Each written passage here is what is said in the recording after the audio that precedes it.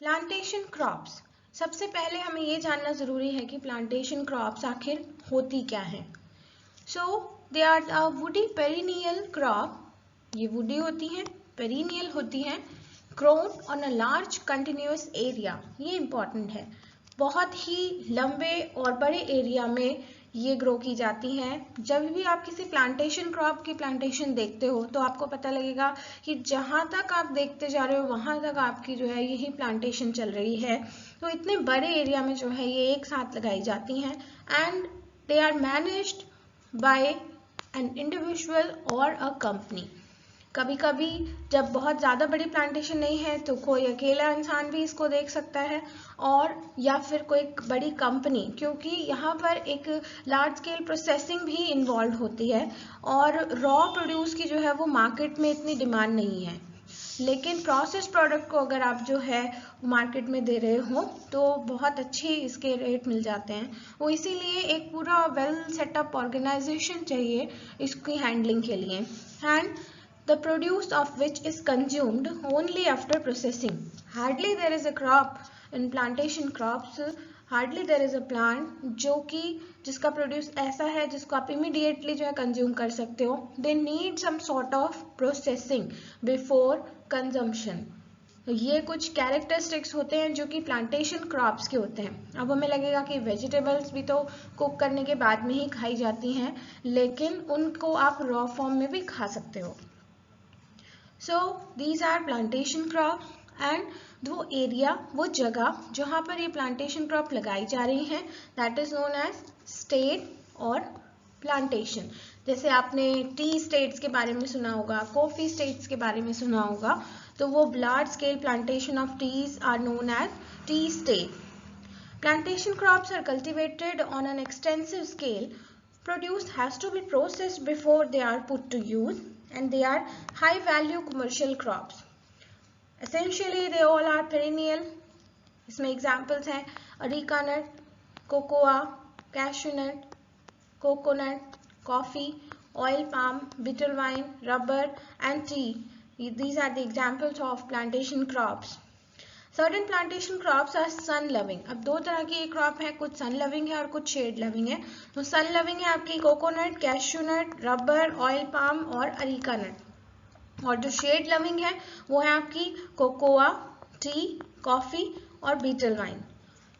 ICAR यानी कि Indian council of agriculture research का एक रिसर्च इंस्टीट्यूट है, central plantation crop research institute, जिसको CPCRI के नाम से जाना जाता है। It is situated in Kasaragod, Kerala, और यहाँ से आपकी प्लांटेशन क्रॉप की कई वैरायटीज़ रिलीज की गई हैं। उनकी प्रोडक्शन टेक्नोलॉजीज को स्टैंडर्डाइज करके यूज़ किया गया है, साथ ही साथ में उनकी प्रोपिगेशन टेक्निक्स को भी यहाँ पर स्टैंडर्डाइज किया जाता है। तो ये इम्पॉर्टेंट एक इंस्टीट्यूट है जिसे हमें याद रखना है। So our first crop is areca nut. Areca nut, जिसको हिंदी में सुपारी भी बोलते हैं, botanically it is known as areca catechu. Arecaceae family को बिलोंग करता है। ओरिजिन है इसका मलायन आर्चिपेलागो रीजन। इसका पार्ट ऑफ इकोनॉमिक इम्पॉर्टेंस है कर्नल या फिर सीड। जो आप यहाँ पर पिक्चर में फ्रूट देख रहे हैं, इसको कट करके इसके अंदर से जो सीड निकलता है उसको फर्दर यूज़ किया जाता है प्रोसेसिंग में। कमर्शियली ये इंडिया, बांग्लादेश और श्रीलंका में कल्टीवेट की जाती है। और ये जो सुपारी, जिस कर्नल को इसको बोलते हैं, this is chewed with betel leaf. Betel leaf यानी कि जो पान बोलते हैं, तो पान के साथ में इसे खाया जाता है। सिरसी एक प्लेस है कर्नाटका में जिसको GI टैग मिला है वहाँ ग्रो की जाने वाली सुपारी के लिए। जिस GI टैग मीन्स, GI मतलब जियोग्राफिकल इंडिकेटर। तो वहाँ ग्रो करने वाली सुपारी जो है उसकी क्वालिटी जो है वो एक डिस्टिंक्टिव क्वालिटी आती है, तो GI टैग तब मिलता है। तो ये पूरे इंडिया में या कहीं भी इसको सेल किया जाए तो सिरसी सुपारी के नाम से कर सकते हैं। मैक्सिमम कल्टीवेशन कर्नाटका और केरला में है। अरेका नट में 3 एल्कलॉइड होते हैं, एक है आपका एरिकोलिन और एक है एरिकाइडिन और एक है गुआसिन। तो ये तीनों एल्कलॉइड जो है, इसका टेस्ट, इसका फ्लेवर इनकी वजह से है, और ये डाइजेस्टिव ट्रैक्ट में जो वर्म्स हो जाते हैं उसको भी कंट्रोल करने के काम आते हैं। स्टेम जो है, जैसे प्लांट है आपका इस तरीके से, और यहाँ पर जो लीव्स होती हैं, तो this part is known as codex. और मोनोसियस प्लांट है। इन्फ्लोरेसेंस इसका स्पैडिक्स होता है और जो फ्रूट आप ये देख रहे हैं that is actually a berry, single seeded berry होती है, इसके अंदर एक सीड होता है। And it takes around 35 to 47 weeks यानी कि a period of 9 to 11 months for achieving maturity from flowering.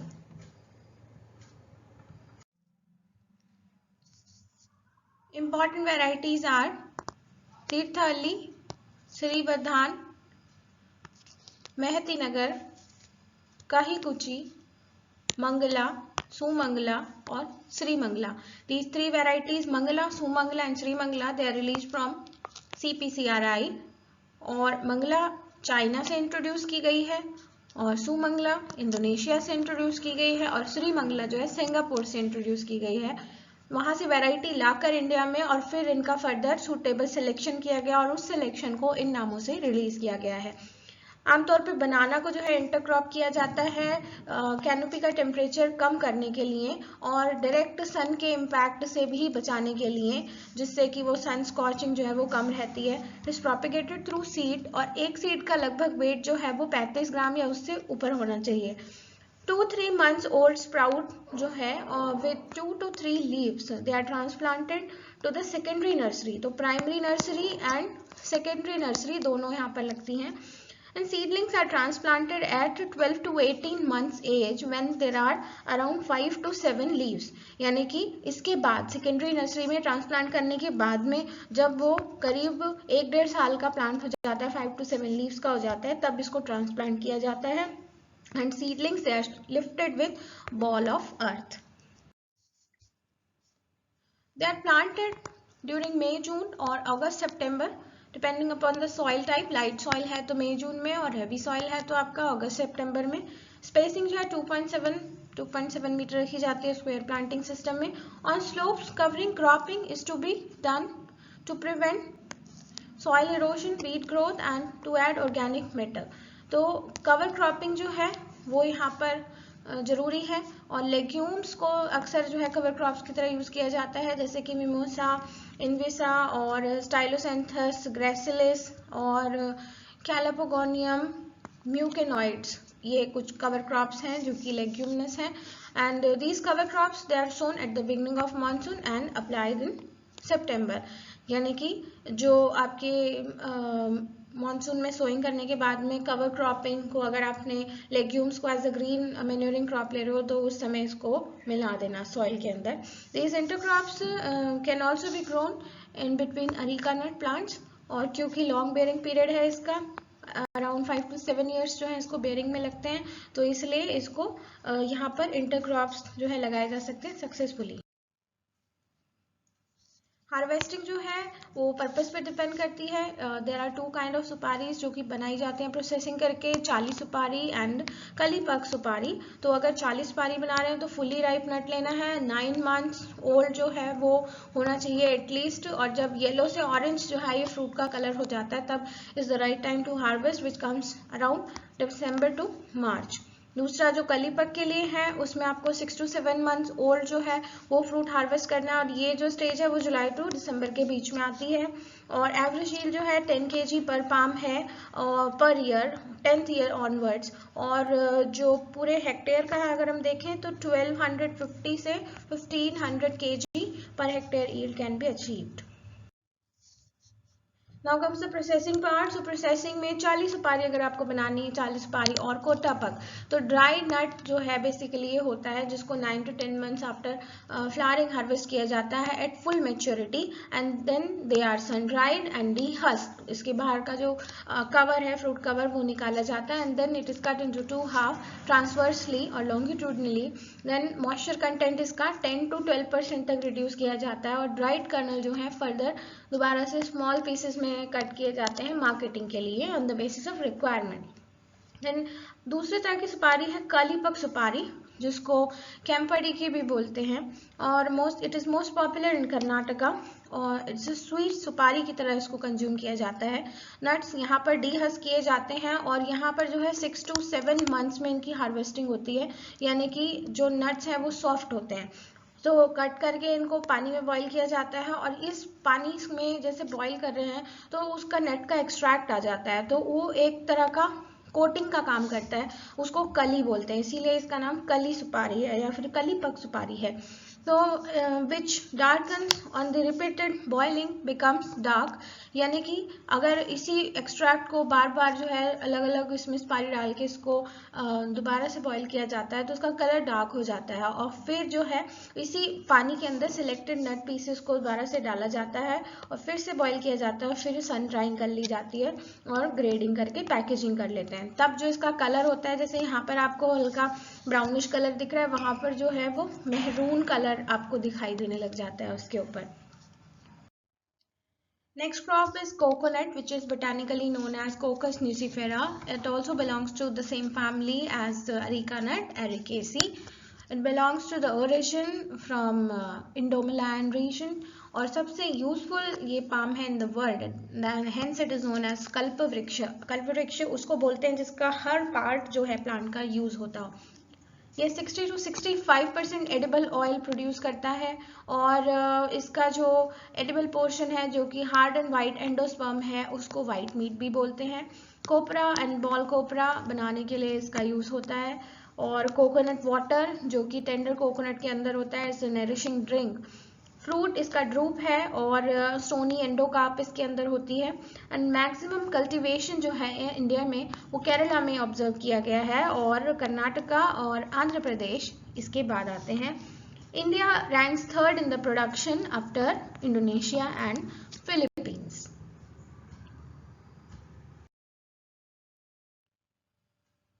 Palm stem यहाँ भी जो है कॉर्डेक्स बोलते हैं उसे, इन्फ्लोरेसेंस इसका भी स्पैडिक्स है और मोनोशियस है ये भी, और लीव्स जो होती हैं leaves are brown at the crown region and they are called फ्रॉन्ट्स।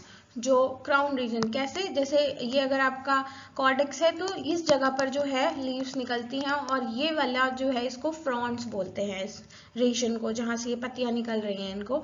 Varieties दो तरह की होती हैं इसकी, टॉल टाइप्स हैं, ड्वार्फ टाइप्स हैं और इनके हाइब्रिड्स हैं। देन टॉल टाइप्स कैसी होती हैं, हार्डी हैं और 30 मीटर तक पेड़ चला जाता है, लॉन्ग लिव्ड है, 80 ईयर्स तक जीती हैं, लेट बेयरिंग है, क्रॉस पॉलिनेटेड है, एलोगेमस है, ग्रोन फॉर कोपरा और ऑयल, ऑयल कंटेंट अच्छा होता है इनका। एग्जाम्पल्स हैं east coast tall, west coast tall, Laccadive ordinary and Laccadive micro. Dwarf types जो है वो शॉर्ट स्टेचर्ड है, ऑब्वियसली अर्ली बेयरिंग है, शॉर्ट लिव्ड है लेकिन 40 to 50 ईयर्स तक ये जो इनके प्लांट रहते हैं, सेल्फ पॉलिनेटेड है यानी कि autogamous. These are grown for their tender nuts. Examples हैं Chowghat orange dwarf, Ganga Bondam, Malaya orange dwarf. Now there are hybrids of dwarf and tall ones, वो चंद्रा संकरा, चौघाट ऑरेंज ड्वार्फ और वेस्ट कोस्ट टॉल का क्रॉस है। Chandra लक्षा, Laccadive ordinary और चौघाट ऑरेंज ड्वार्फ का cross है। लक्षा Ganga, Laccadive ordinary और गंगा बोंदम का क्रॉस है। VHC ईस्ट कोस्ट टॉल और मलायन ग्रीन ड्वार्फ का क्रॉस है। Godavari Ganga, east coast tall और गंगा बोंदम का क्रॉस है। Kerala Ganga, west coast tall और गंगा बोंदम का क्रॉस है। और अनंत गंगा, अंडमान अर्ली और गंगा बोंदम का क्रॉस है। Then double century, double century एक वैरायटी है इसकी। डबल सेंचुरी जैसा कि नाम से पता लग रहा है क्लोनल सिलेक्शन से जो है इसको रिलीज किया गया है और इसमें लगभग 200 नट्स पर पाम पर ईयर जो है वो हार्वेस्ट हो सकते हैं। अदरवाइज जो है यूजुअली 100 के आसपास जो है नट्स आप हार्वेस्ट कर सकते हो पर ईयर। और ये जो वैरायटी है ये 200वीं वैरायटी है। आंग्राऊ जो है आपका तेलंगाना में जो एग्रीकल्चर यूनिवर्सिटी है वहाँ से रिलीज्ड। देन स्पिकाटा, स्पिकाटा भी जो है वो अनब्रांच्ड इन्फ्लोरेसेंस प्रोड्यूस करता है जो कि एक कैरेक्टरिस्टिक फीचर है। It is propagated through seeds. Mother palm जो है उसमें वो लगभग 20 से 40 साल पुराना होना चाहिए, वो उसमें 30 से 40 लीव्स होनी चाहिए, रेगुलर बेयरिंग होना चाहिए, डिजीज फ्री, पेस्ट फ्री होना चाहिए, हाई यील्डिंग होना चाहिए यानी कि 120 नट्स पर ईयर होने चाहिए। देन 11 to 12 months ओल्ड नट जो है वो हार्वेस्ट किया जाता है सीड के लिए.